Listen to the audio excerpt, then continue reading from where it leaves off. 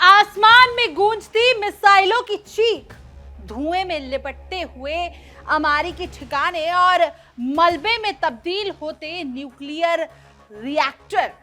Iran के उस अटूट संकल्प ने खाड़ी में अमेरिका का गुरूर तोड़ कर रख दिया, जबकि ट्रंप का अहंकार दुनिया को तीसरे विश्व युद्ध की आग में झोंकने पर उतारू हो चुका है। ये सिर्फ दो देशों की लड़ाई नहीं, बल्कि आने वाले उस प्रलय की आहट है जो पूरी मानवता को अपनी चपेट में लेने को तैयार है। बारूद की इस गंध में महसूस कीजिए और समझ लीजिए कि आज अमेरिका का घमंड उसी के बिछाए जाल में फंसकर अपनी बर्बादी का तमाशा देख रहा है। नमस्कार, मैं भावना सुखीजा और आप देख रहे हैं इंडिया डेली का बेहद खास शो विश्व युद्ध।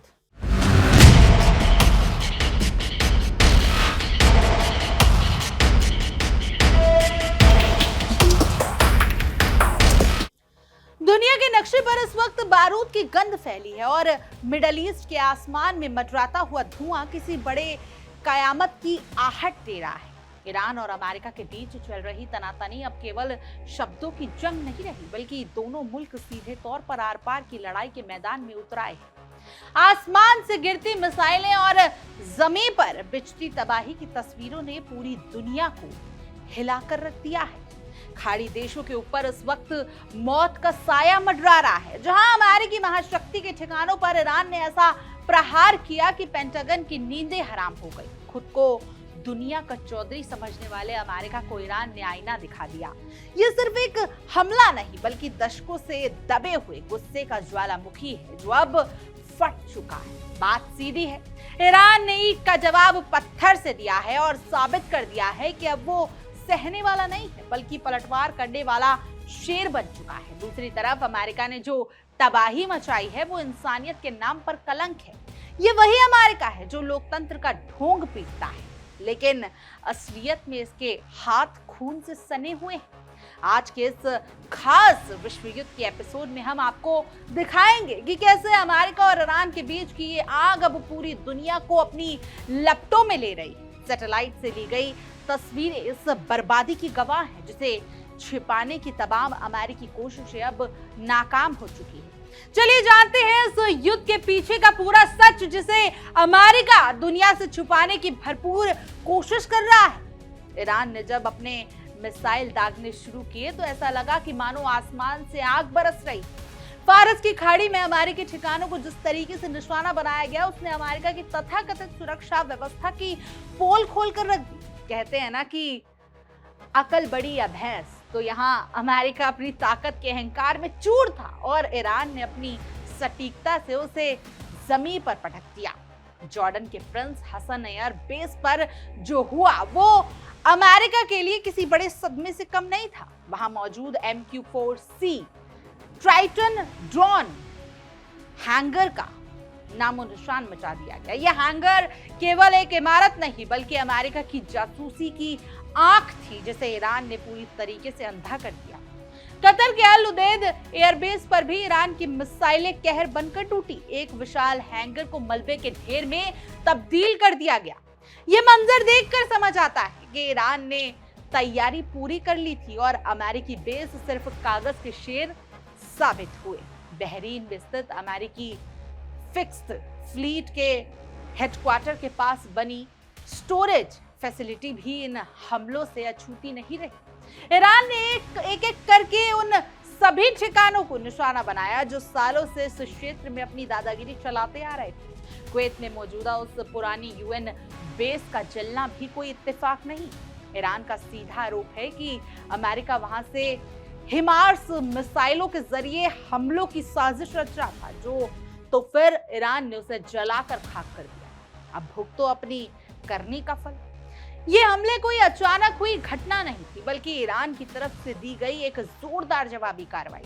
अमेरिका और इजराइल ने पहले जो आग सुलगाई थी, अब उसी में खुद झुलस रहे हैं। जैसा बोया था वैसा काट रहे हैं। सैटेलाइट से मिली तस्वीरों ने अमेरिका के झूठ का पर्दाफाश कर दिया है। पेंटागन के प्रवक्ता चाहे जितनी भी लीपापोती कर ले, लेकिन तस्वीरें झूठ नहीं बोलती। वहां टूटे हुए हैंगर और तबाह हुए उपकरण चिल्ला चिल्ला कर बता रहे हैं कि अमेरिका को कितना बड़ा नुकसान उठाना पड़ा है। अमेरिका की सुरक्षा व्यवस्था पर अब दुनिया भर में सवाल उठ रहे हैं। अगर ईरान की मिसाइलें इतनी सटीक हो सकती हैं, तो फिर अमेरिका का अरबों डॉलर का सुरक्षा कवच किस काम का? ये तो वही बात हुई कि खोदा पहाड़ और निकली चुईया। अब जरा अमेरिका की करतूतें पर भी आप नजर डाल लीजिए। खुद को दुनिया का रखवाला कहने वाला अमेरिका ईरान के बुशहर न्यूक्लियर प्लांट के पास तबाही मचाकर क्या साबित करना चाहता है? ये हमला सीधे तौर पर एक बड़ी मानवीय त्रासदी को दावत देने जैसा है। बुशहर प्लांट के पास जो बिल्डिंग पूरी तरीके से मलबे में तब्दील हुई, वो 2 नए रिएक्टरों के निर्माण का हिस्सा थी। ये बिल्डिंग ऑपरेटिंग रिएक्टर के बेहद करीब थी। अगर वहां कोई हादसा होता तो क्या अमेरिका उसकी जिम्मेदारी लेता? ये सिर्फ हमला नहीं बल्कि एक बहुत बड़ा अपराध है। अंतरराष्ट्रीय परमाणु ऊर्जा एजेंसी यानी IAEA के प्रमुख राफेल ग्रॉसी ने पहले ही आगाह किया था कि बुशहर पर हमला पूरी दुनिया के लिए खतरनाक साबित हो सकता है। ये इलाका रेडियोलॉजिकल आपदा की चपेट में आ सकता है, जिससे सैकड़ों किलोमीटर तक के क्षेत्र बंजर हो जाएंगे। अमेरिका का दावा है कि उन्होंने केवल सैन्य ठिकानों को निशाना बनाया है। क्या बुशहर की सिविलियन इमारतें, फिशिंग पियर और तटीय ठिकाने मिलिट्री बेस थे? अमेरिका अपने झूठ को सच साबित करने के लिए एड़ी चोटी का जोर लगा रहा है, लेकिन दुनिया अब समझ चुकी। सैटेलाइट इमेजरी में साफ दिख रहा है कि अमेरिका ने जानबूझकर उन जगहों पर हमले किए जो ईरान की अर्थव्यवस्था और आम जनता के लिए मायने रखती है। यह अमेरिका की बौखलाहट है, क्योंकि वो ईरान को घुटनों पर नहीं ला पा रहा। अमेरिका की रणनीति बिल्कुल साफ है, पहले उकसाओ और फिर तबाही मचाओ। स्ट्रेट ऑफ हॉर्मुज में जहाजों के साथ हुई घटनाओं को बहाना बनाकर अमेरिका ने अपनी सैन्य ताकत का प्रदर्शन करने की कोशिश की, लेकिन उसे नहीं पता था कि ईरान अब झुकने वाला नहीं। 2026 की शुरुआत से ही अमेरिका और इजराइल ने ईरान के न्यूक्लियर प्रोग्राम को निशाना बनाना शुरू कर दिया था। उनका मकसद था कि ईरान को डराया जा सके, लेकिन ईरान ने डरने के बजाय पलटवार किया। कहते हैं डर के आगे जीत है। ईरान इसी मंत्र पर काम कर रहा है। जून में हुए अस्थायी सीजफायर ने सबको उम्मीद थी कि शांति बहाल होगी, लेकिन जुलाई में स्ट्रेट ऑफ हॉर्मुज ने एक बार फिर से युद्ध की आंख को हवा दे दी। ईरान इस रास्ते को नियंत्रण करने की कोशिश में है, क्योंकि ये दुनिया के तेल का लाइफलाइन है और अमेरिका इसे अपनी मोनोपोली मानता है। अमेरिका को ये बर्दाश्त नहीं है कि कोई और इस क्षेत्र में अपना दबदबा बनाए। ईरान का मकसद साफ है, वो अपनी संप्रभुता की रक्षा करना चाहता है। अमेरिका इसे अंतर्राष्ट्रीय कानून का उल्लंघन बताता है, लेकिन खुद जो कर रहा है वो क्या है? जरा अमेरिका से पूछिए, क्या इसे गुंडागर्दी नहीं कहेंगे? ईरान की रणनीतिक एसिमेट्रिक वॉरफेयर है, जिसमें मिसाइल, ड्रोन और प्रॉक्सी ग्रुप का इस्तेमाल होता है। ये ऐसी जंग है जिसमें दुश्मनों को पता ही नहीं चलता कि वार कब और कहां से होगा। दूसरी ओर अमेरिका के पास आधुनिक टेक्निक है, लेकिन उसका इस्तेमाल सिर्फ तबाही फैलाने के लिए हो रहा है। सैटेलाइट टेक्निक ने आज युद्ध को पारदर्शी बना दिया है। अब अमेरिका अपनी करतूतों को छिपा नहीं सकता। हर मिसाइल, हर धमाका और हर तबाही कैमरे में कैद हो रही है। अब छुप छुप के वार करना मुमकिन नहीं। इस संघर्ष में केवल ईरान या अमेरिका नहीं, बल्कि पूरा मिडल ईस्ट चल रहा है। जॉर्डन, कतर, बहरीन और कुवैत जैसे देश अब खुद को असुरक्षित महसूस कर रहे हैं। इन देशों के बेस अब ईरान के निशाने पर हैं, जिससे पूरी खाड़ी की सुरक्षा खतरे में पड़ गई है। बुशहर के पास हुए हमले के बाद रेडियोलॉजिकल रिस्क का डर आज भी लोगों के मन में है। अगर ये रिस्क हकीकत में बदलता है तो उसका खमियाजा सिर्फ ईरान नहीं, बल्कि इसके पड़ोसी देश भी भुगतेंगे। क्या अमेरिका ने कभी इसका अंदाजा लगाया था? तेल की कीमतें आसमान छू रही हैं और शिपिंग का पूरा सिस्टम ठप हो चुका है। वैश्विक अर्थव्यवस्था पर इसका असर साफ दिख रहा है। आम जनता पर महंगाई की मार पड़ रही है और ये सब अमेरिका की जिद और अहंकार का नतीजा है।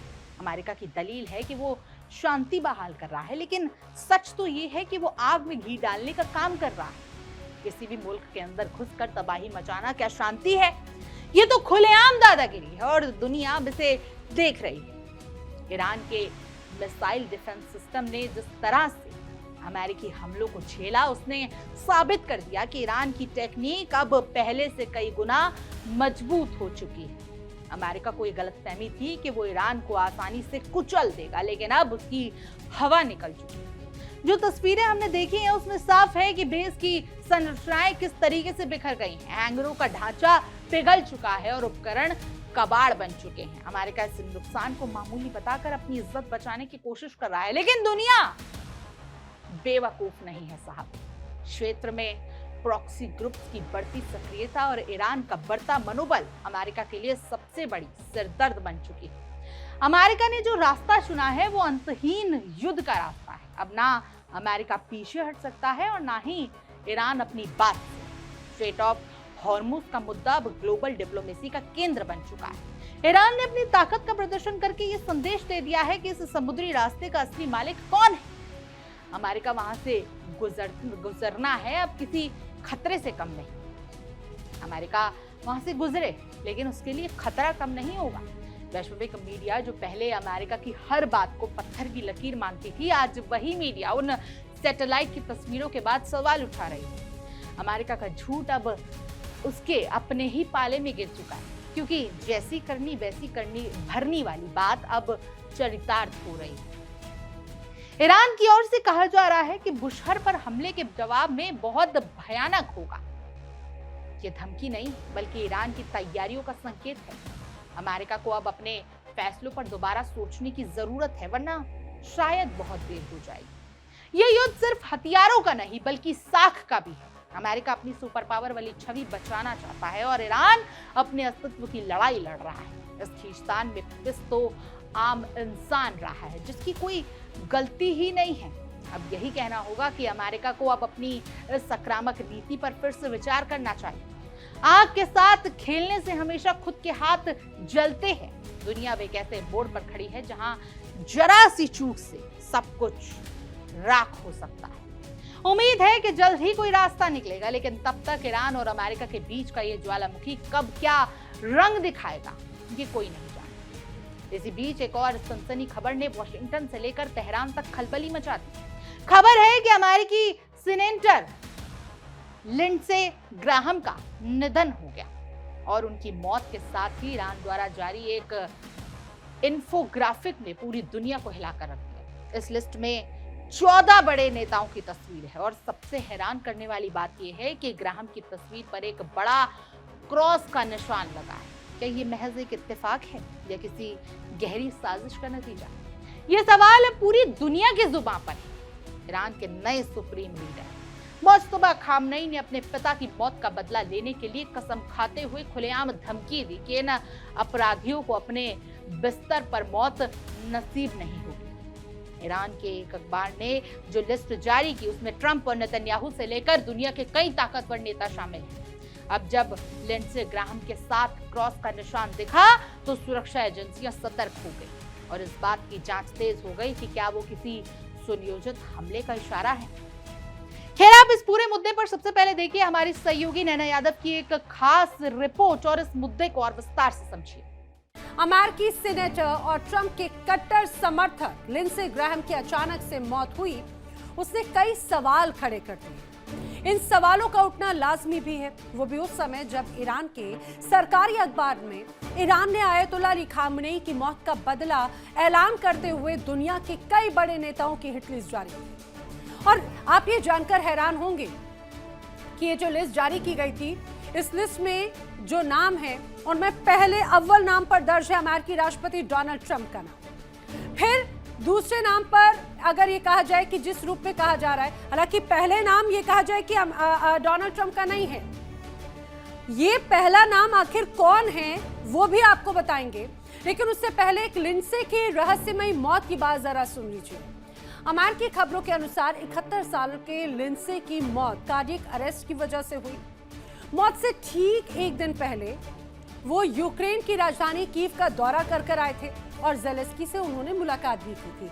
बस यहीं से ये कहा जाए कि उसके बाद में कई लोगों के मन में सवाल उठने लगे। ये जो दौरा था उनकी मौत पर सवाल खड़े कर रहा है। दरअसल लिंडसे को ईरान का बड़ा विरोधी माना जाता था। क्या लिंडसे ग्राहम की मौत के पीछे ईरान का हाथ है? और इस मौत से यूक्रेन दौरे का आखिर क्या लेना देना है, बताएंगे इस खबर के बारे में विस्तार से। लंबे समय तक अमेरिकी सीनेटर रहे लिंडसे ग्रैहम का 11 जुलाई को 71 साल की उम्र में अचानक से निधन हो गया। आधिकारिक तौर पर उनकी मौत कार्डियक अरेस्ट के कारण हुई, लेकिन लिंडसे ग्रैहम की मौत को अमेरिका में दक्षिणपंथी विचारधारा वाले लोग साजिशों से जोड़ रखे हैं। उनके निधन के बाद अमेरिका के कई ताकतवर शख्सियत उनकी मौत को साजिश से जोड़ते हुए बता रहे हैं, जिनमें डोनाल्ड ट्रंप की काफी करीबी जर्नलिस्ट लोरा लूमर भी शामिल है। लोरा लूमर ट्रंप की काफी करीबी और उन्होंने लिखा है कि 5 दिन पहले IRGC ने सबके सामने सेनेटर लिंडसे ग्रैहम की हत्या की मांग की। पिछले कुछ दिनों से यूक्रेन और रूस के बीच में युद्ध खत्म करने की कोशिश में भी विदेश में एक युद्ध क्षेत्र की यात्रा पर ही वो थे और एक दिन से भी कम समय के लिए जब वो घर लौटे और उसके बाद में उनके स्टाफ ने बताया कि छोटी और अचानक से हुई बीमारी की वजह से उनका निधन हो गया। क्या उन्हें विदेश में या फिर अमेरिका लौटने पर किसी विदेशी दुश्मन ने जहर दिया था? इजरायली प्रधानमंत्री कार्यालय की तरफ से पूर्व सलाहकार और प्रवक्ता डेविड काइस ने लिखा है, 6 दिन पहले तेहरान, कल मौत, जांच जरूरी है। वहीं लिंडसे की मौत पर ईरानी मीडिया लोगों को मुबारकबाद दे रही है। इस वजह से बड़े सवाल जरूर खड़े होने लगे। आपको ये भी बता दें कि पूर्व supreme leader Ayatollah Ali Khamenei के अंतिम संस्कार कार्यक्रम के दौरान कई तरह के अमेरिका विरोधी पोस्टर्स दिखाए गए। इनमें से एक पोस्टर में लिंडसे ग्रैहम को भी मारने की बात कही गई थी और ये जो आप तस्वीर देख रहे हैं, दरअसल ये वही तस्वीरें हैं और इसीलिए अब उनकी मौत को ईरान से भी जोड़कर देखा जा रहा है। عرض کنم به درک واصل شدن لیندسی گراهام، سناتور جنگ طلب و ضد ایرانی آمریکا رو به ملت بزرگ ایران شاد باش عرض میکنم. با ادامه برنامه ها از شبکه خبر همراه باشید. तो आपने ये देखा और सुना, ये ईरानी मीडिया की तस्वीर थी। ईरानी मीडिया किस तरह से बधाई दे रही है लिंडसे ग्रैहम की मौत पर। आइए आपको ये बता देते हैं लिंडसे ग्रैहम आखिर क्यों ईरान के निशाने पर रहे हैं। ईरान के निशाने पर लिंडसे ग्रैहम अभी से नहीं, बहुत पहले से ही। लिंडसे ग्रैहम दरअसल अमेरिकन रिपब्लिकन सीनेटर थे और ईरान पर कड़े प्रतिबंधों के बड़े समर्थक रहे। IRGC को आतंकवादी संगठन घोषित करने का समर्थन भी उन्होंने किया था और ईरान के परमाणु कार्यक्रम के मुखर विरोधी भी वो रहे और कई बार तो ईरान पर सैन्य कार्रवाई की वकालत भी ग्रैहम की तरफ से की गई। इजरायल के सबसे मजबूत अमेरिकी समर्थकों में से एक उन्हें माना जाता है। तेहरान की नीतियों की लगातार आलोचना करने वाले ग्रैहम ही रहे हैं। अमेरिका, या ये कहा जाए अमेरिका की तरफ से ज्यादा दबाव नीति का समर्थन भी उन्हीं की तरफ से किया गया। ईरानी नेतृत्व ने उनके बयानों की कई बार निंदा की और कई बार ईरान समर्थक हल्के उन्हें सीधे सीधे विरोधी के तौर पर देखते रहे। वहीं लिंडसे की मौत पर सवाल तो उठ ही रहे हैं। ईरान के एक सरकारी अखबार हम शहरी ने अपने फ्रंट पेज पर दुनिया के 11 सबसे बड़े और ताकतवर नेताओं की एक टारगेट लिस्ट छापकर पूरी दुनिया में हड़कंप मचा दिया। अखबार ने इस लिस्ट को बेहद आक्रामक अंदाज में पेश किया। उसने अमेरिकी राष्ट्रपति डोनाल्ड ट्रंप और इजरायल के प्रधानमंत्री बेंजामिन नेतन्याहू समेत दुनिया के शीर्ष नेताओं की तस्वीरों को किसी कैदी की पोशाक में दिखाया है। अखबार के पहले पन्ने पर बड़े और साफ साफ शब्दों में एक खुले अल्टीमेटम में बदला तय है लिखा गया। बहुत बहुत शुक्रिया आपका नैना, इस पूरे मुद्दे को और इस पूरी खबर को इतने विस्तार और सटीकता से समझाने के लिए। अब रही बात डोनाल्ड ट्रंप की, तो उनकी जान पर अब सीधा खतरा मंडरा रहा है। खामनेई की इस हिट लिस्ट में ट्रंप का नाम सबसे ऊपर है। 2020 में जनरल कासिम सुलेमानी की मौत का बदला लेने के लिए तेहरान बेताब है। ईरान की इस खुली धमकी के जवाब में ट्रंप ने भी दहाड़ते हुए कहा कि अगर उनके खिलाफ कोई भी साजिश रची गई तो अमेरिका की मिसाइलें ईरान को नक्शे से मिटाने के लिए पूरी तरह तैयार है। ये जंग अब व्यक्तिगत प्रतिरोध के उस दौर में पहुंच गई है जहां से वापस के रास्ते लगभग बंद हो चुके हैं। ईरान की इस तथाकथित हिट लिस्ट में शामिल नेताओं की फेयरलिस्ट बहुत लंबी है, जिसमें इजरायली प्रधानमंत्री नेतन्याहू से लेकर British PM Keir Starmer, Marco Rubio, पीट हैंगसेट, एमैनुअल मैक्रो और फ्रेडरिक मर्ज जैसे नाम शामिल हैं। लेकिन इन सबके बीच डोनाल्ड ट्रंप का नाम सबसे ऊपर है, जो तेहरान की आंखों में हमेशा से खटकते रहे। सुलेमानी के खात्मे का जख्म और अली खामनेई का बेदर्दी से मारना ईरान के लिए नासूर बन चुका है और अब बदले की आग में वो किसी भी हद तक जाने को तैयार बैठा है। अमेरिका का अहंकार देखिए, वो कभी भी ईरान पर नए सिरे से हमले कर रहे हैं। अमेरिकी सेंट्रल कमांड का कहना है कि उन्होंने ईरान को जवाबदेही ठहराने के लिए कार्रवाई की, लेकिन क्या इन हमलों से ट्रंप और बाकी नेताओं की सुरक्षा सुनिश्चित हो पाएगी? ईरान के सुप्रीम लीडर मुस्तफा खामनेई का इरादा साफ है, वो अब अमेरिका की दादागिरी का खात्मा चाहते हैं और उनकी ये हिट लिस्ट इसी दिशा में एक खौफनाक संकेत है। पूरी दुनिया अब इस कयामत की दहलीज पर खड़ी है, जहां एक गलत फैसला पूरी मानवता के लिए आखिरी फैसला साबित हो। क्या कुछ राय है आपकी इस पूरी खबर? कमेंट करें और जरूर बताएं। और तमाम देश और दुनिया की खबरों के लिए आप देखते रहिए इंडिया डेली और हमारा खास शो विश्व युद्ध।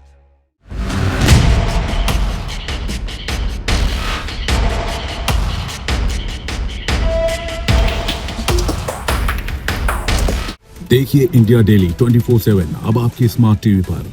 इंडिया डेली मौजूद है सभी डिजिटल प्लेटफॉर्म पर लाइव और लगातार। इंडिया डेली 24/7 हर दिन राष्ट्र को समर्पित।